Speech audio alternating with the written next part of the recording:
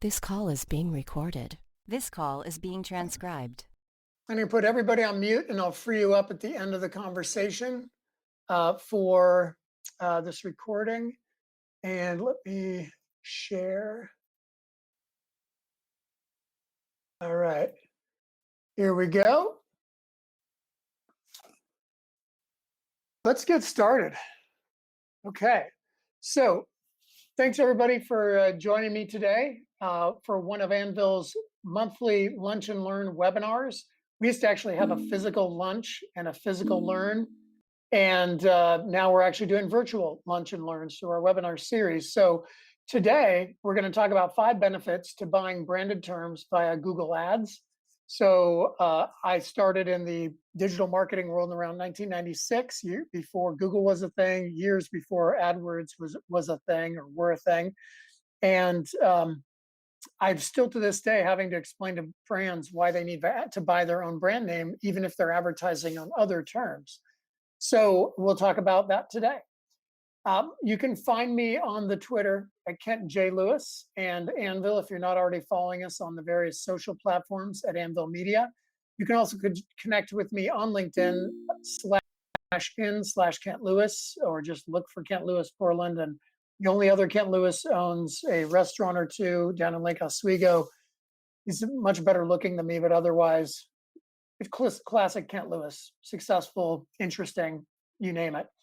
So let's talk a little bit, a little background for those of you that are new to Anvil and our Lunch and Learn series. We've, for years, been hosting these webinars and posting them, or seminars, and posting them in our archives on our website, anvilmediainc.com, and you go to Insights or go to Events, or either way, you can get to our webinar series and look at the archived versions.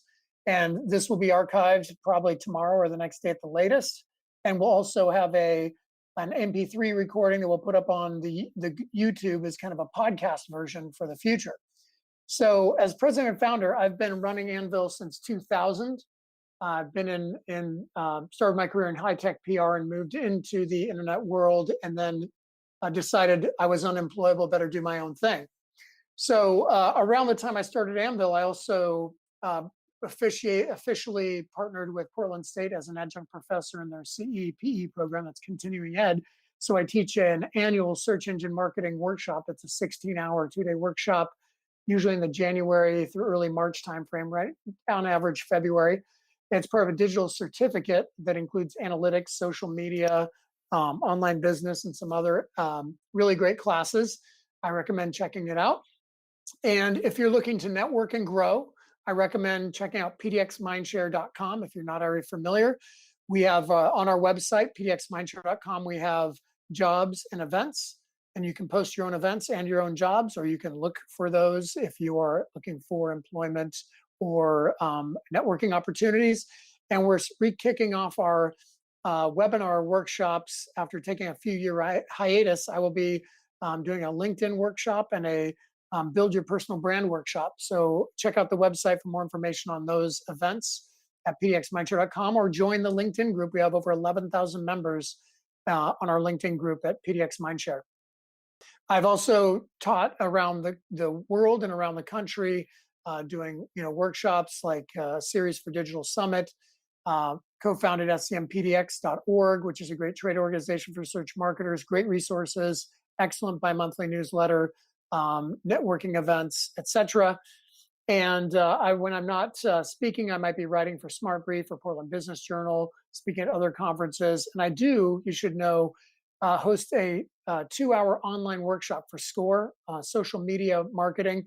They consider it advanced. I consider it very fundamental. But if you know what the social platforms are, but you want to use them more effectively, I have a quarterly workshop. I think the next one's coming up maybe next month or the month after.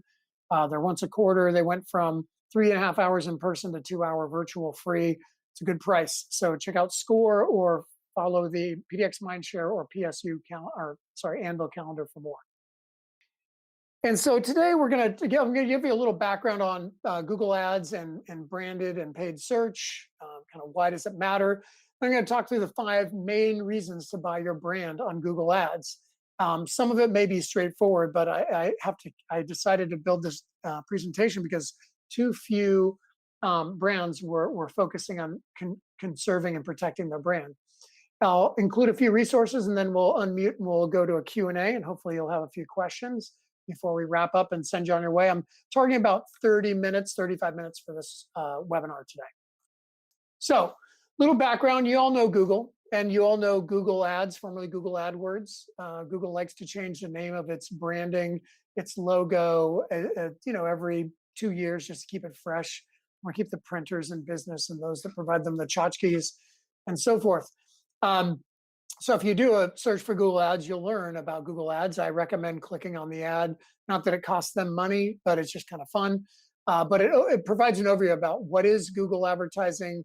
It's a pay-per-click model, meaning you buy your term like Anvil Media, and your ad will display. And depending on the number of people that click on your ad, the percentage, you get rewarded. The better the ad, the more people that click through to your landing page, the higher your quality score, which means better positioning and a lower cost as you're bidding against competitors. The beauty of buying your own brand is there's little to no competitors for your brand name, unless you're, say, a Nike, and then you have a bunch of attorneys to protect your brand in that regard. So a search for, if I were to buy the term search engine marketing, it might be $20 a click. Buying Anvil might be 50 cents. So it's a wide variety of difference, but I'll talk about why that's important. A few things to keep in mind, though, about Google Ads. It's 97% of Google's revenue. Google is the largest search engine by volume around the world. Google's standard search is 65%. Google Image is about 15 to 20%. And then YouTube by itself is about 3 to 5%. So all in all, they're about 94% of global search. And the beauty of Google Ads is that you can spread your ads, not just in text ads. You can do display, retargeting across the Google network.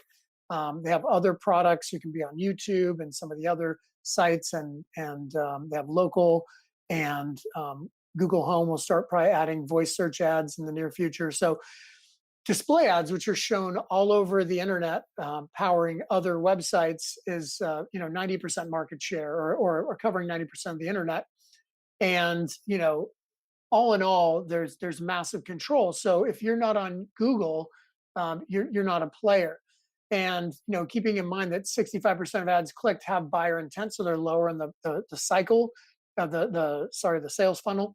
So they tend to want to buy. And there's a difference. In the last 5 years, we've seen our consumer client ad spend allocate from 100% Google to as low as 30% Google, 60% Facebook, 60+%, depending on what other social or search platforms they're advertising on.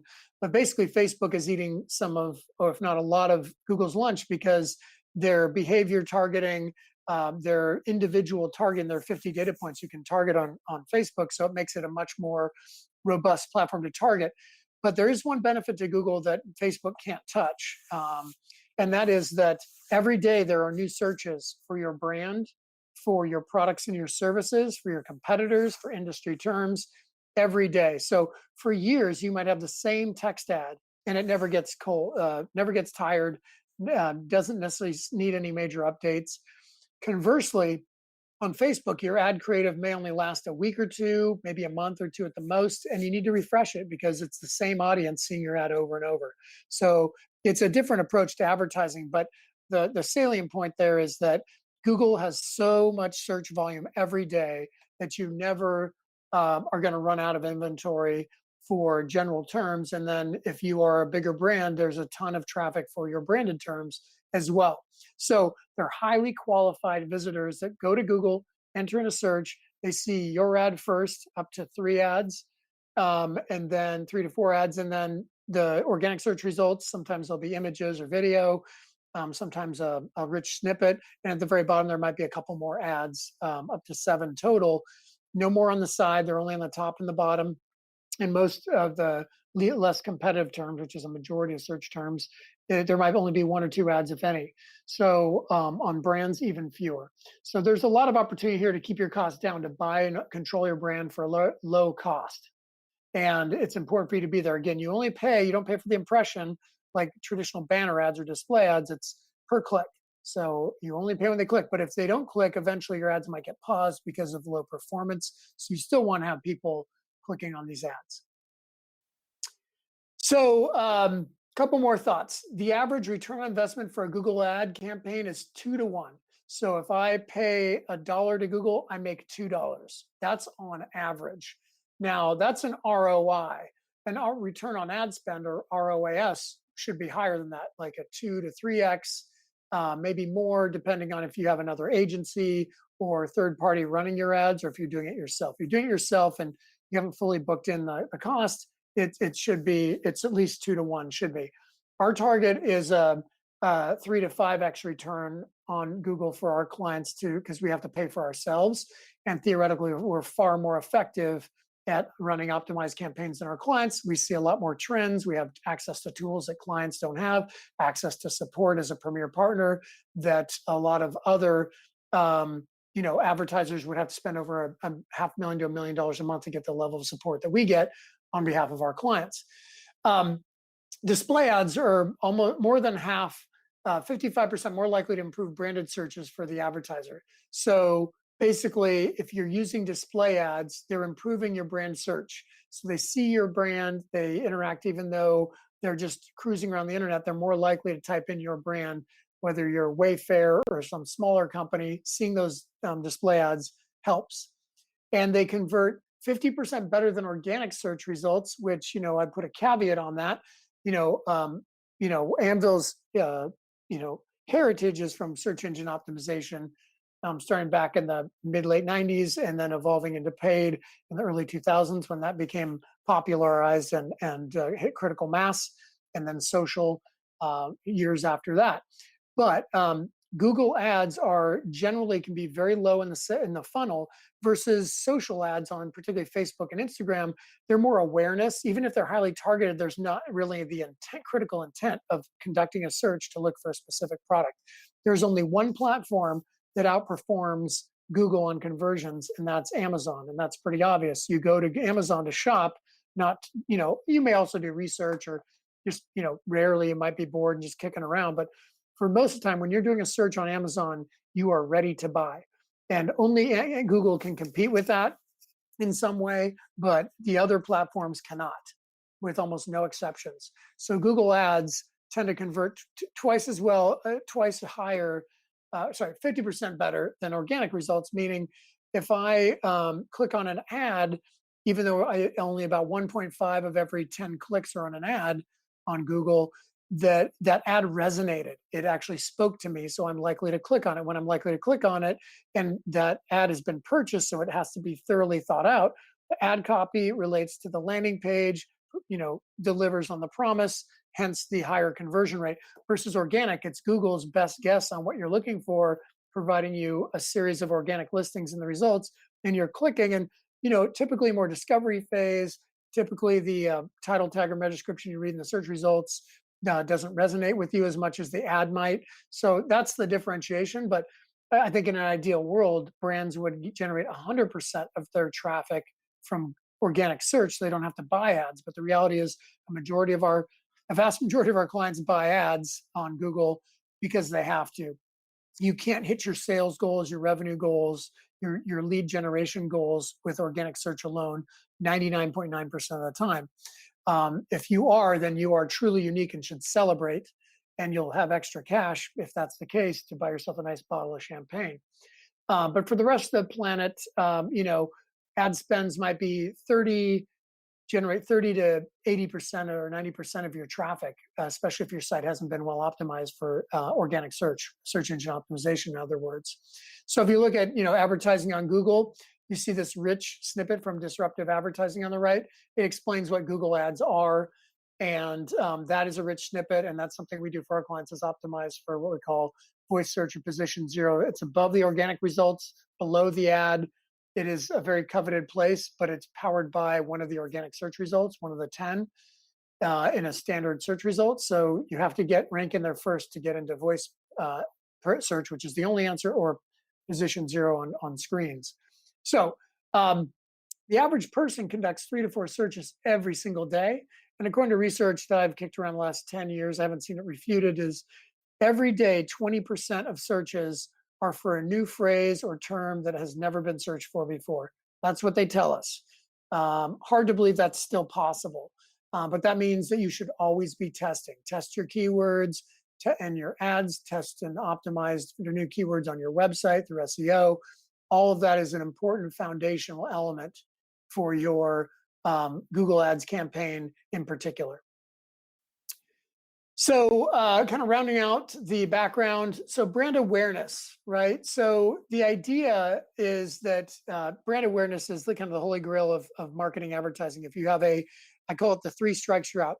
If you have a new unknown company name with a new product in a new industry, you need to increase your ad budget by 100x what an established brand with an established product and established industry.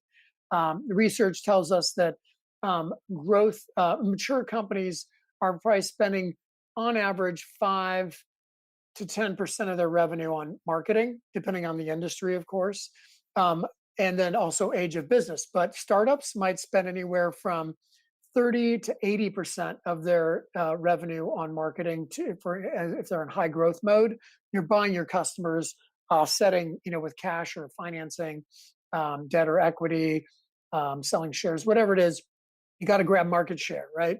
So brand awareness is that first step. It's the top of the funnel, and almost all campaigns are built on awareness. By the time somebody is searching for your brand name, you're already at the second phase. They're at interest because you've already done some awareness work through advertising, public relations, events, direct response, skywriting, whatever it is. By the time they search for your brand, that's actually interest or intent stage. So what I noticed when in 2000 and 2008, but mainly 2008, 2009, when our clients cut their traditional ad spend and their traditional PR budgets and their event budgets, our conversions online went down 30% on average across all industries, with 50 to 60 clients. So that was devastating for a lot of brands. And they were like, well, wait, we're doing digital search, we're doing SEO and paid. Why are these numbers going down? And we're like, by cutting off other forms of marketing and only counting solely on digital, it's not like cutting off an arm, it's like restricting your blood flow. And at some point you just pass out. So I think the critical thing to keep in mind is that you need to have some sort of maintenance mode for advertising, events, and PR efforts, so that the digital can do well. Because your branded term traffic is the first to get hit when you cut your advertising, if you're doing branded ads, and that's really important for awareness and interest. So you can see where I talked about the return on ad spend, plummeted as brands cut their spend. And you can see there's just an example chart there that sort of illustrates the story, but the years are a little off there. So let's talk about the reasons with that foundation on. We should all know what Google Ads are. We see them every day, and when we Google 3 to 4 times a day, typically on Google. And so you can buy your way into those. So why would I buy my brand, Anvil Media, instead of buying search engine marketing, SEO, email marketing, Amazon marketing, paid search, paid social, some of the things we do best? Why would I not buy those terms? Well, I would, but they're very expensive. I could easily spend 10 to 20 grand a month buying those terms for Anvil. However, with my branded search, I might spend a few $100s a month instead. And at least I'm capturing the people that are looking for me. So there are 5 main reasons to buy your brand on Google Ads, and this could also include Microsoft advertising, aka Bing ads. Same reason as you buy your brand for these 5 reasons. Protect your brand, which is goodwill. Manage your reputation. So if you manage what we call search engine result page, the SERP real estate, so you control the messaging that appears for any branded searches across all the results on that page and above the scroll and above the fold in particular. Enhancing performance of your existing campaigns or your organic visibility, generating more revenue, and then even testing messaging. And we could probably brainstorm 5 more reasons why you should buy your brand, but this is just a critical reminder for those that know what Google ads are and probably are doing some baseline advertising, but haven't done much branded search, figuring you could stretch those dollars on other terms. I want you to rethink that. So number one, protect your brand. So there's something, if you talk to a lawyer near you, that will tell you about goodwill. And I learned about this firsthand after talking about it for years about, oh, goodwill is really important. You don't want to lose goodwill because that's part of your valuation of your business. So um, brands like Escalator and Frisbee did not defend their brand well, according to the marketing studies I did in school. So they lost the name to public domain. Escalator. We ride escalators. That was a single brand, and now it's known as coined as the industry term. Same with Frisbee or even Kleenex. So if you don't protect the brand, you can lose it. It's basically becomes public domain. So creating goodwill is really important. Create it, protect it, own your brand, so nobody else can basically squat on it. So you can see what Mike Bloomberg did when he was running a while back. Was he bought the term Trump, and then he built ads on that. So there are certain rules about what words you can use when you're buying a competitor, more or less. I think political names and campaigns have different rules. But you can see Elizabeth Warren bought her own name, but Mike Bloomberg smartly bought Trump's name. And so whether you agree with his politics or not, that's just a savvy move. And I'm surprised Trump didn't. I didn't do a search, honestly, on Bloomberg to see if Trump bought, because Trump's campaign is also known to be pretty savvy and ruthless as well. So these are just two examples of how you can buy your brand name or somebody else's and prey off that. But there are some rules around how you can or cannot mention another brand. Another factor to keep in mind is you want to protect against competitors. So that's the example of Trump. If he buys his brand, it makes it harder for Bloomberg or Warren to buy that brand, or in this case, Biden.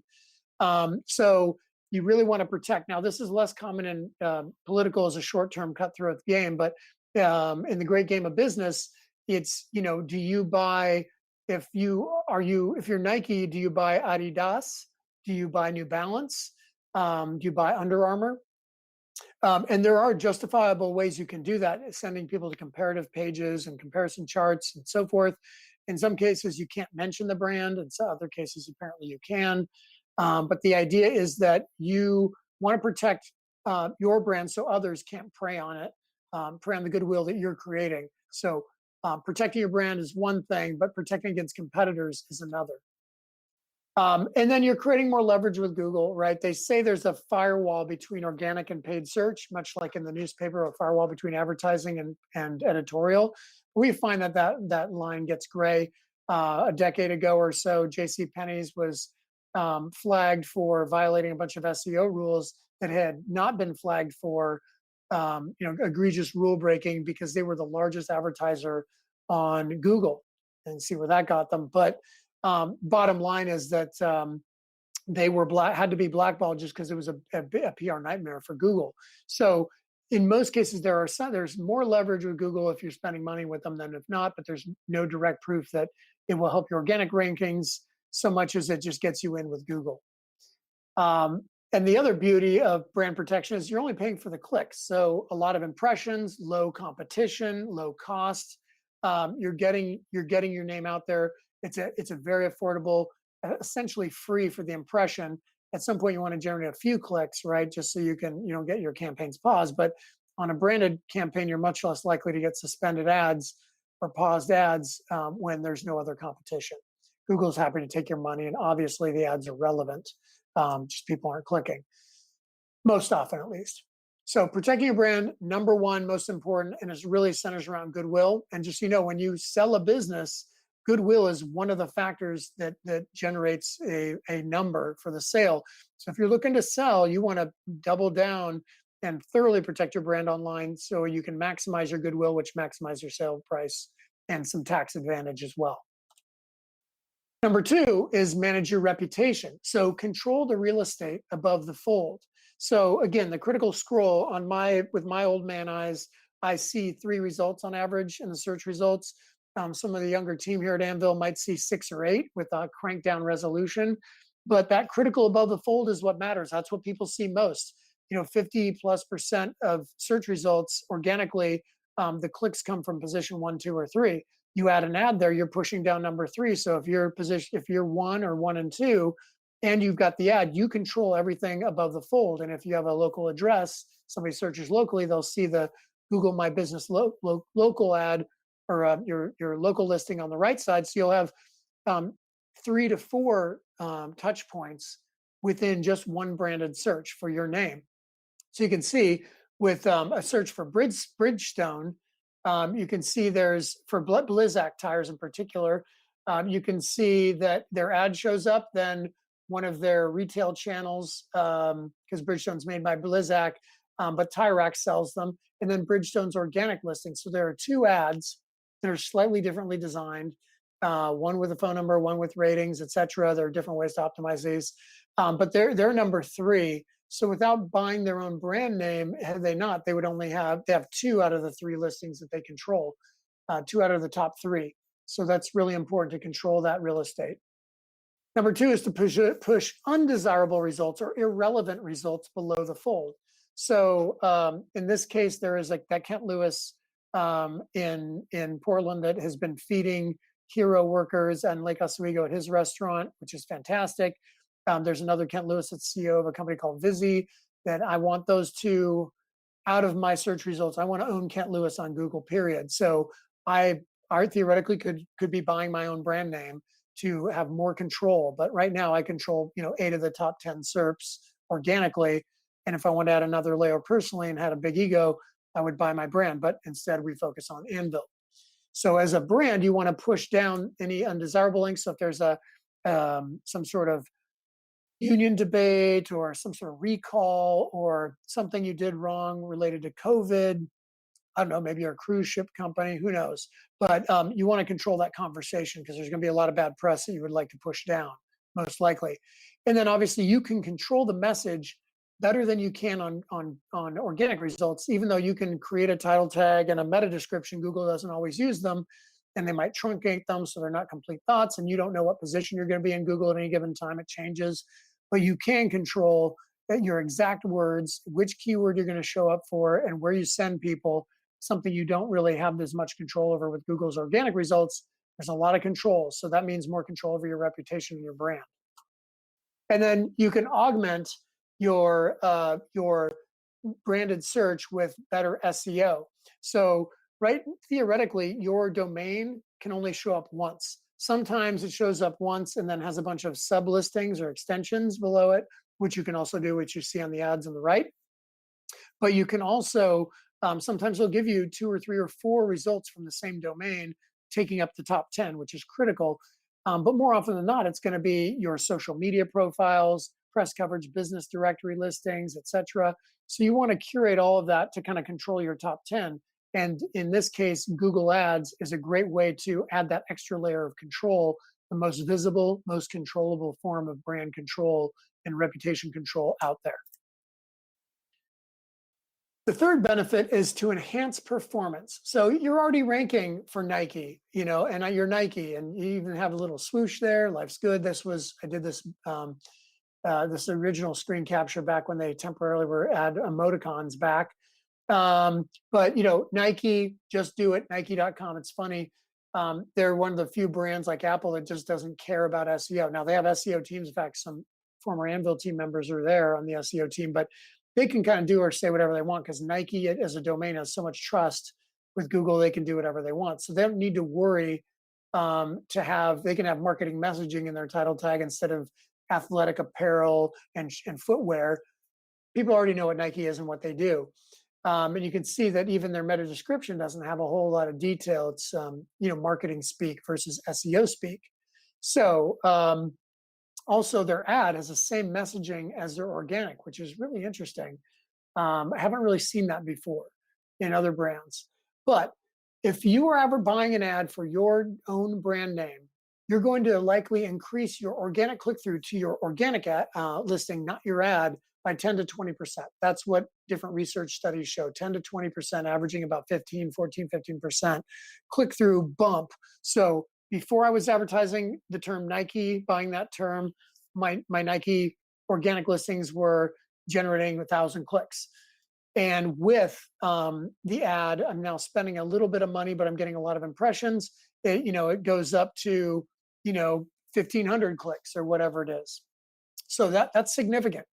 So keep that in mind, because that can really boost things up to get that additional halo effect, the drafting off of your organic listings.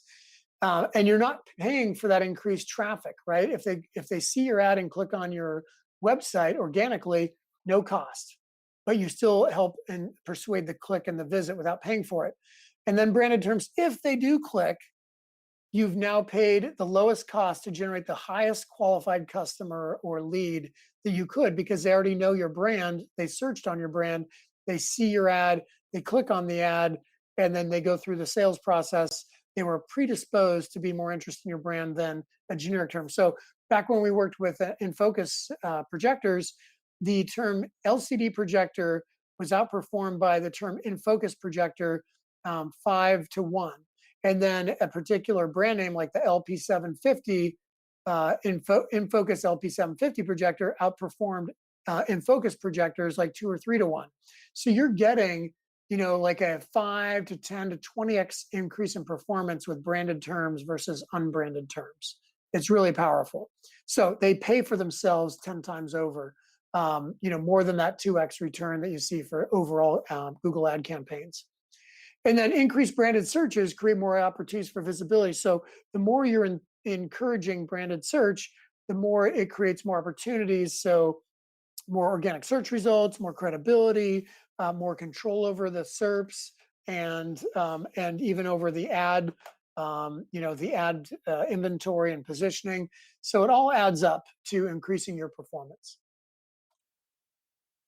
Number 4 is increased revenue. So yes, you can drive revenue, and I already hinted this at the previous one. So you can increase performance in terms of impressions and click-throughs, but in terms of conversions, so if you're getting more clicks, you're getting a higher quality score. The higher the quality score, the less you pay for any certain term, and the better positioning you get. Knowing that the branded terms have the highest ROI, you're getting the best traffic and the best sales, the best leads, whatever your type of business is. So when I'm doing a search for Adidas, you can see they have the full extensions. You've got the general Adidas with a focus, interestingly, on soccer. And then you've got the extensions for those really push for soccer at that time. I bet if we search now, it'd be slightly different focus. But on the, because on the ads, you can control where you want to focus, and versus organic, which it may look similar to that, but you don't control which subsections of your site that they feature. So again, generating real revenue with the highest return on ad spend and on revenue or investment, ROI, is going to be generated through branded terms. In fact, most of the time we use branded campaigns to fund unbranded campaigns. That's just kind of how it works. And that's how you might average it too, but your branded campaigns might perform at 4 to 10x ROI, and your unbranded might be break even or slightly negative, but they average out to a 2x. So another important reason to have branded campaigns is they pay for your unbranded terms to get new people and reach new audiences with new levels of awareness. And then last but not least, text messaging. So, the beauty of text ads is you can write ad copy as fast as you want. You can turn ads on, they get approved or automatically or very quickly turned around, and then you can tweak them later, whether you want to improve performance or they get paused for some reason. But the idea is that you can continually refine these ads. And so one thing we've done when we worked with Sonos Home Audio, we just did SEO. They had a big agency of record doing paid. So we connected with their agency of record and tested certain keywords and messaging before rolling out big SEO optimization recommendations to their product pages and blog posts, etc. So it's a very effective for cost of a couple $100. You're getting statistically significant click-throughs, and you're determining which messaging is probably working better, which keywords are generating better conversions, and optimizing for those organically. So testing messaging, because it's so easy to create and modify. And you can also, even if you wanted to, test display ads. But you can also test your landing pages too. So landing pages for ads are specifically should be designed for to maximize your quality score. So they typically have less navigation, fewer options to maximize conversion. But you can also test things on your landing pages, iterate them quickly in real time, or even A/B or multivariate testing, and then use that insight to optimize your organic, site optimization efforts. So very specific there.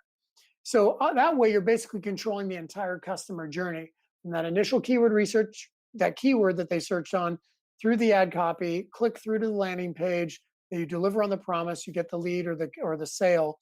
And the idea is that by testing those constantly, you can get way better ad campaigns and inform your SEO, search engine optimization. And then in some ways, it might even be helpful to inform your social, although I'd argue that's a two-way street as well. Social might identify trends that you can incorporate into your advertising, just as likely as you can boost social visibility through social ads as well.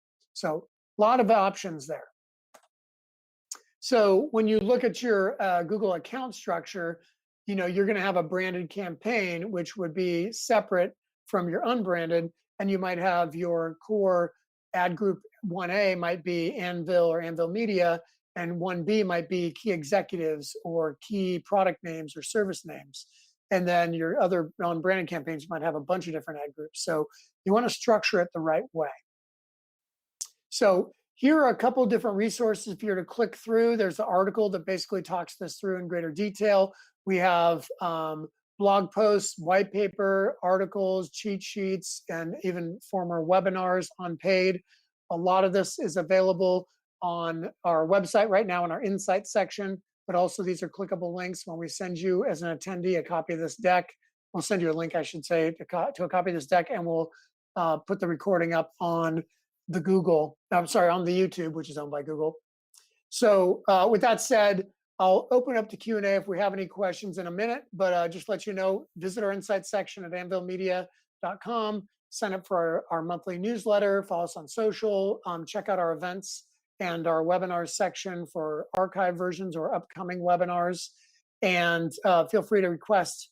If you are interested, we conduct free audits for businesses, especially during the COVID times, an obligation to buy. We can tell you what you should be working on. If you're interested, just send me an email, kent@anvilmedia.com. And don't email me for a copy of the presentation. Wait till the end of the week. If you don't hear from us, then email me a copy because we will be sending you a follow-up. So hopefully that was helpful. Let me open up to questions now. And let me.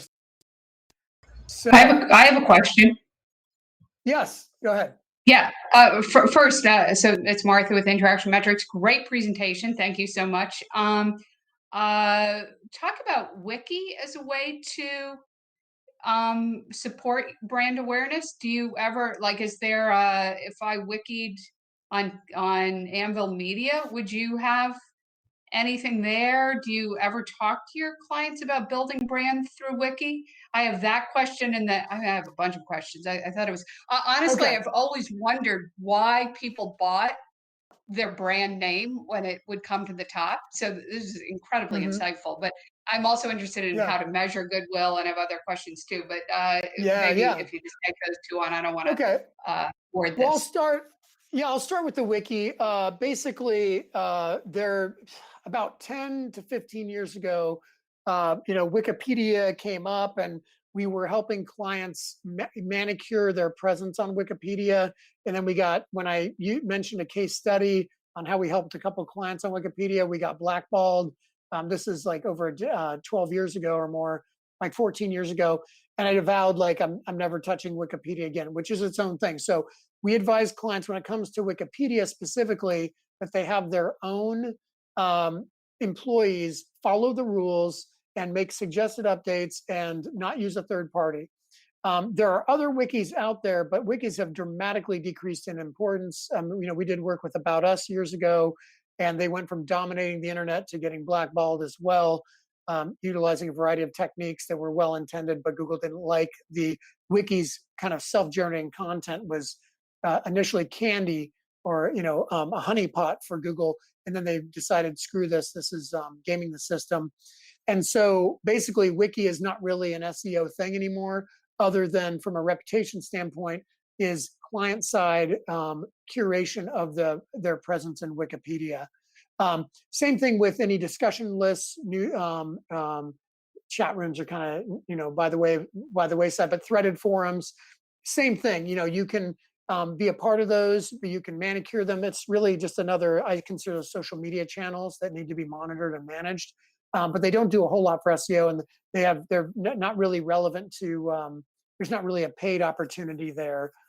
So more than likely, you might actually be buying your brand to push down a Wikipedia entry. Interestingly, Wikipedia has all but disappeared from the top 10 for most brands where they used to be at number 1 or 2. I'm not seeing Wikipedia nearly as much as I used to. So that has changed.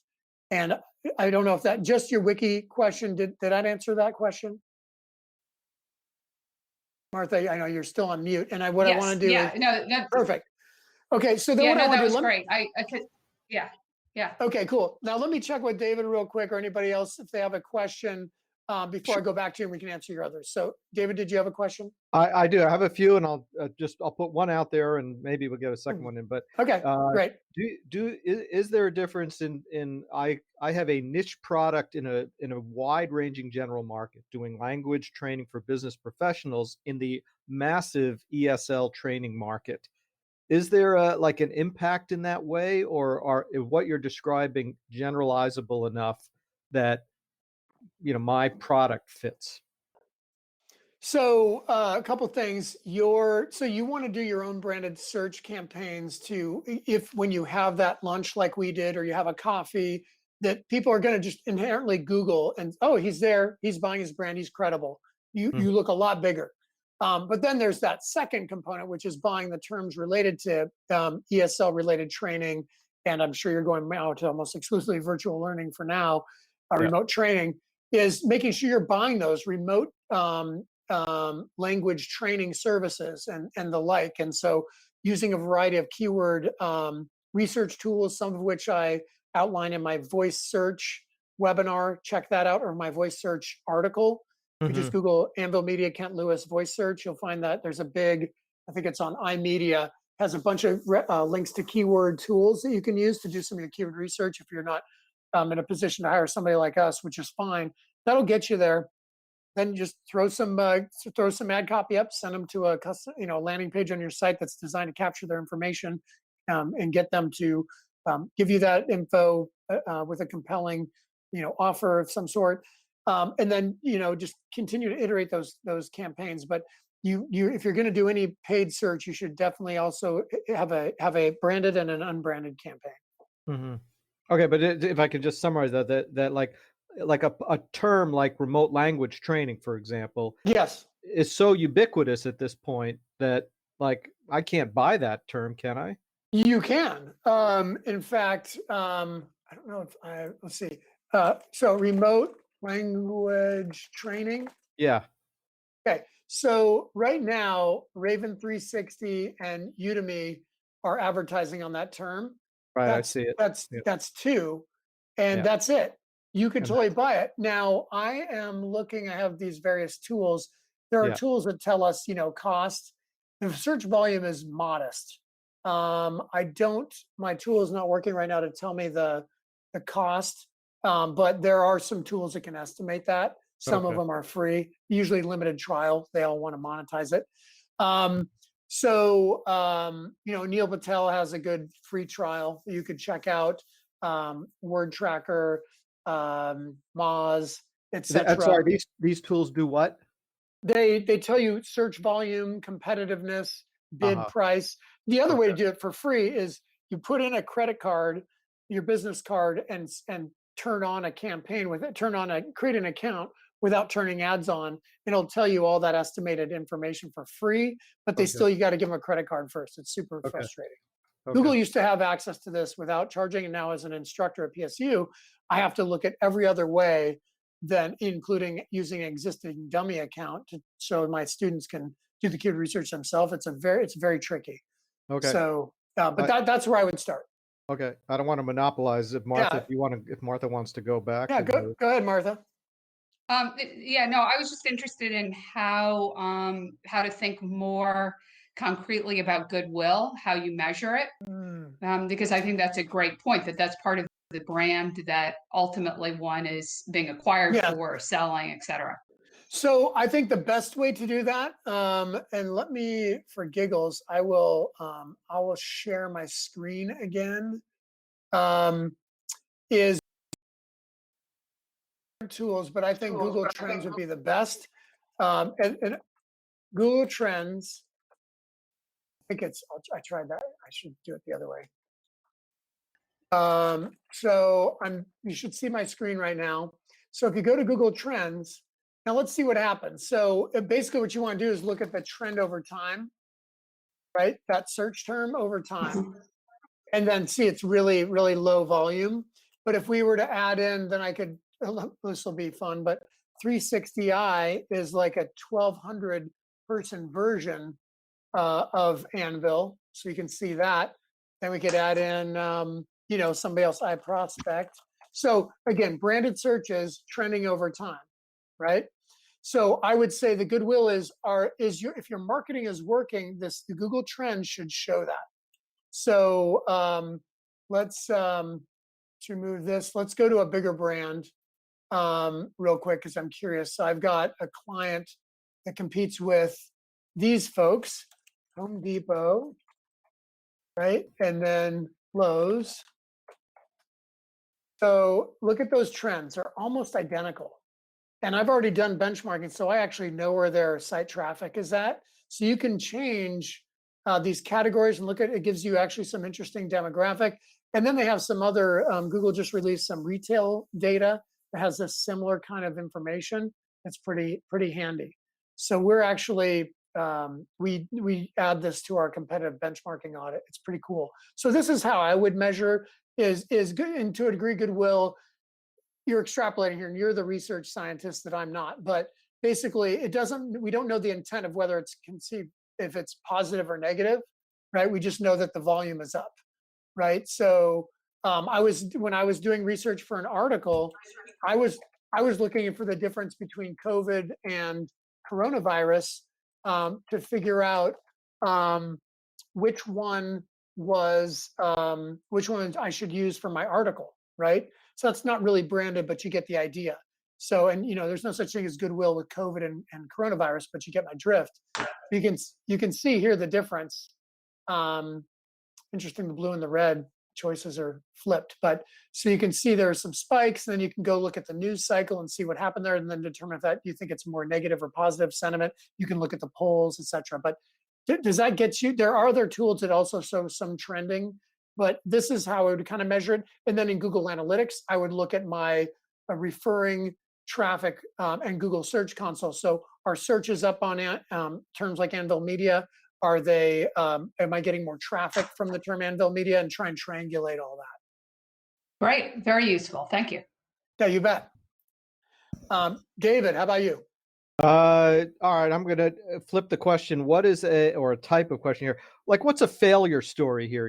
Don't do, like, if you start to do this, don't do this. Like, I feel a little overwhelmed at the moment, Mm-hmm. but I also feel energized, and I know I have Mm-hmm. to dig in. So when you think about be smart. So the biggest thing you can do is make sure. So a couple things: exact searches. So if I am doing branded search, I have to be very careful, right, that I'm not doing a search for a term like Anvil. I mean, I am not an egomaniac to think that people searching for Anvil are looking for Anvil Media, right? And so you have to be very careful with that versus Anvil Media, and then Anvil Media Inc., right? That's our legal name. So it should be in decreasing view, but you can see Anvil Media and Anvil Media Inc. are a fraction of Anvil, and that's rightfully so. And I can add an Anvil Portland, which is kind of a hybrid, right?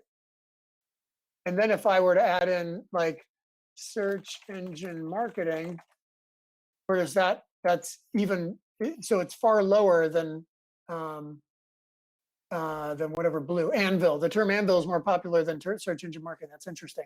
So then, so you want to look at some relationships. So make sure that you use negative matching and exact matching, so that anything like Anvil Portland. I want Anvil Portland. I wouldn't want Anvil anything other than like say Anvil Kent or something like that, right? Mhm. Because everything else is not going to be relevant. So Mhm. you can see you get here only 4-5 spots, right, for any comparative chart. Then you Mhm. just start over, and you can look at this data and compare it. I'm a little surprised at a lot of Wyoming action there.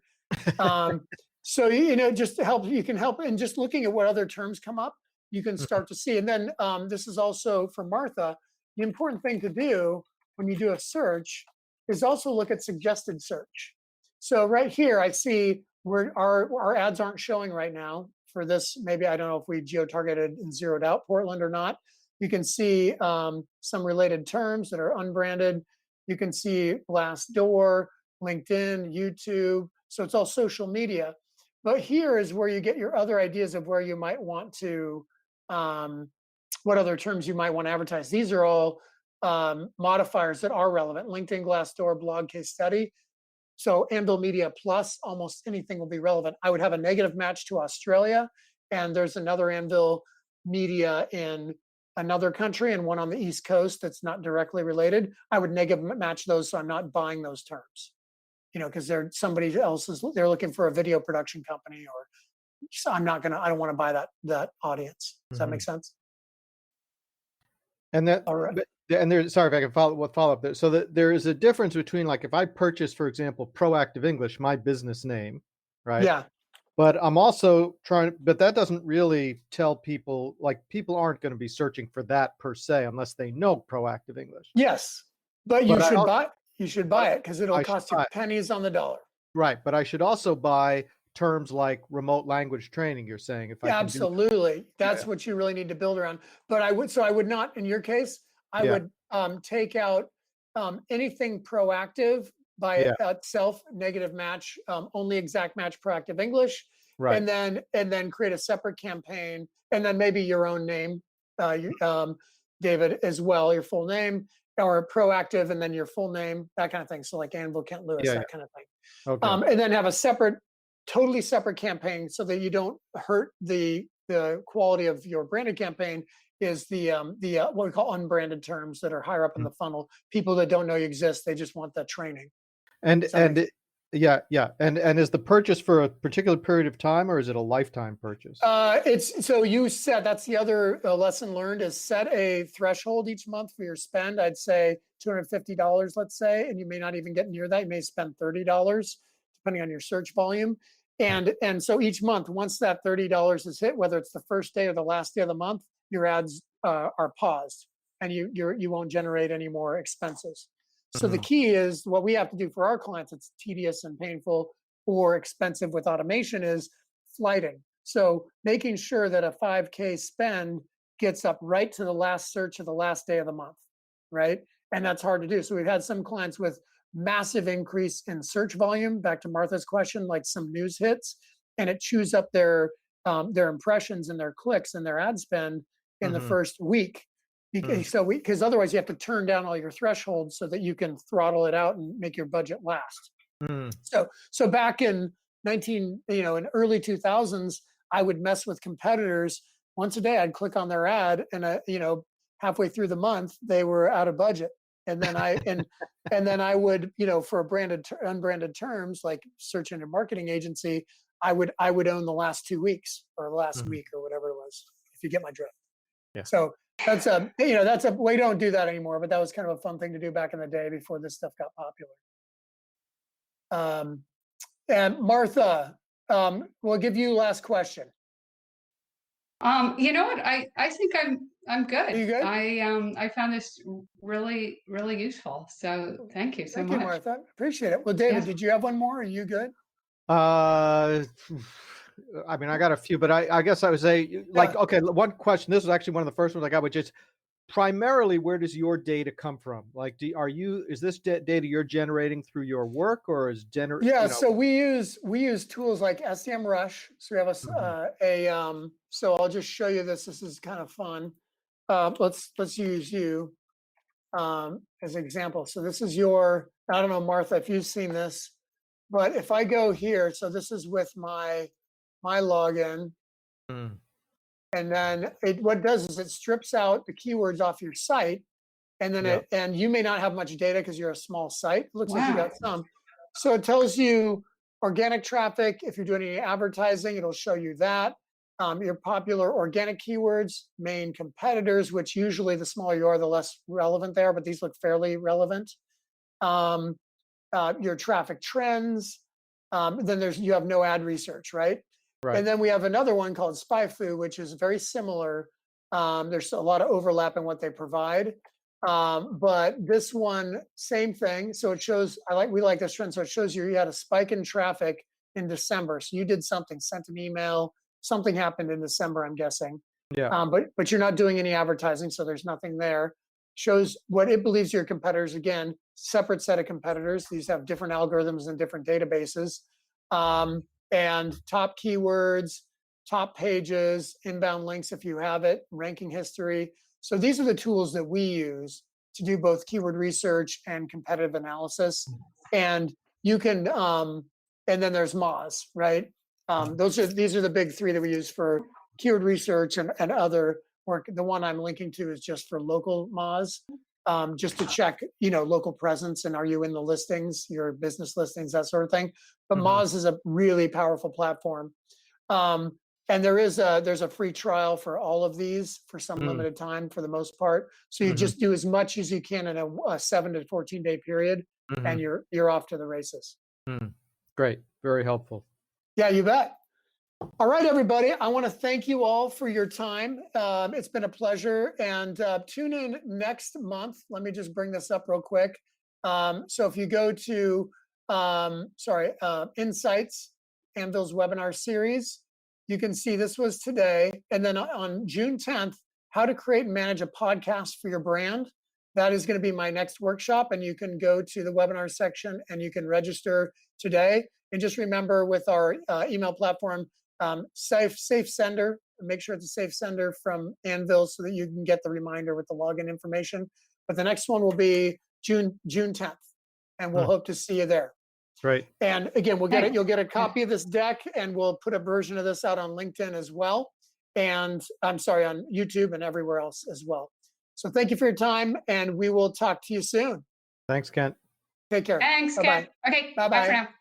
Bye.